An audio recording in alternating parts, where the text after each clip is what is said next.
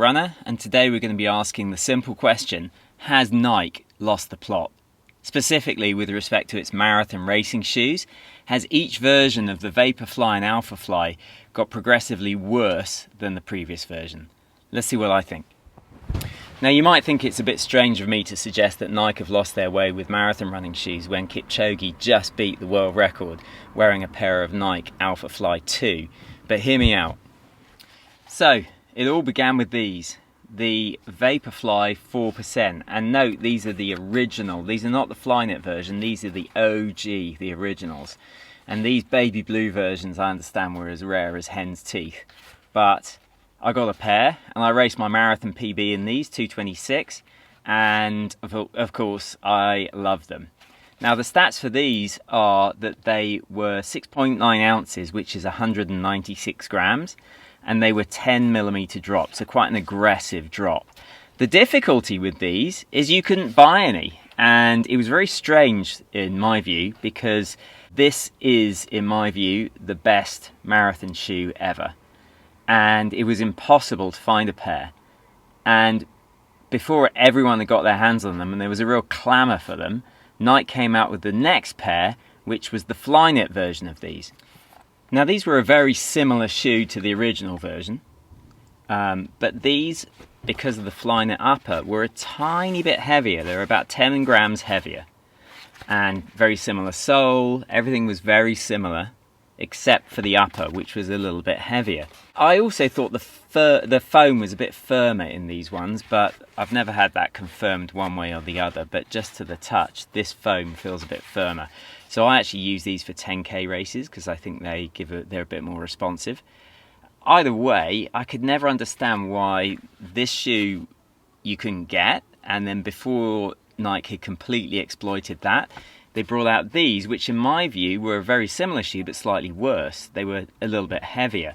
And the genius about this one was, of course, you had the maximal height, but they were super light. They were under 200 grams. These ones were over 200 grams, and I could never understand why they took that leap to make them heavier, which of course is hugely significant when you're racing a marathon. Then they came out with the Next Percent. Now, I didn't buy a pair of the Next Percent, and I haven't run in a pair of the Next Percent, but what I do know is that they came in lighter than the original. They came in at 187 grams, which is crazy, super light. So they went back to the light shoe that everyone liked and expected. The difficulty with the Next Percent was the overpronation, whereas these had a little bit of stability to them. I remember running the Portland Marathon and seeing people's ankles, and I couldn't believe they hadn't broken the amount of overpronation that was consistent in the Next Percent. So while it was a very light shoe similar to this one, I think it was actually worse because of that overpronation issue. So next they went to try and break 2 hours for the marathon, and they went with the Alphafly. This is the original Alphafly. So these shoes put on some serious weight for the marathon. You can see huge stack of foam, and these air pods, which definitely fixed the stability issue. I think these are a much more stable shoe than the Next Percent were, but they're about 30 grams heavier. And when you're racing the marathon, that's significant. Now, a lot of people will say that the foam at the back here offsets the weight, but in my view, this is not as good a shoe as the Next Percent was, and it's not as good a shoe as that, and it's not as good a shoe as that, mainly because of the weight. And I don't know, I find this a bit unnecessary. Is it a gimmick? Does it work? Who really knows? But I felt like Nike felt like they needed to get air back into their shoes, and this is the way that they went about it. They put these air pods in, and then finally we ended up with the Alphafly 2, again heavier, 227 grams or 8 ounces. That's the first one that's been more than 7 something ounces, and indeed the original one was 6 something ounces. So again, I suspect if you're a heavier runner, it suits you very well. I'm sure there is stability. I haven't run in a pair, and it's always difficult to criticize a shoe that Kipchoge just broke the world record in. But I do wonder, Kipchoge ran 2:01 in the Alphafly 2. I really wonder what he would have run wearing a pair of these. These are significantly lighter. These are nearly 40 grams lighter.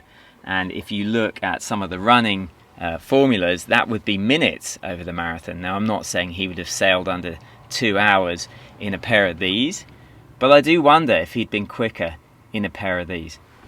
So there you have it. That's my roundup of the Nike running shoes, or the marathon racing shoes, that I've worn, and my view on which is the best. And without a doubt, I think that this, the original, the OG, is the best marathon racing shoe of all time. And I just wish they had allowed more people to buy these and hung on to them for maybe a season longer. I know they're always looking to progress, but if they just hung on to them for a season longer, I think a lot more people would have agreed with me that this was the best running shoe ever. So to answer my question, and I know the answer is going to be controversial, but I do think Nike have lost their way a little bit. I think they have made marathon running shoes which are now heavier than they need to be, and they've lost some of the initial wow factor of those original shoes. So the original Vaporflies were maximal stack, super cushioned, and yet super lightweight. And now we have the Alphafly 2, which is up 220, 230 grams, 8 ounces, which is not what they originally set out to do. So in my view, they've got worse, and I think they've actually got worse with each set of shoes. I think the original was the best, then the Flyknit, then the next percent, then the Alphafly, and then the Alphafly 2. I think they're gradually getting worse, and that's given the opportunity for other manufacturers to catch up. And I do think some have, most notably Saucony with the Saucony Endorphin Pro, which by all accounts is a real contender to the Alphafly now.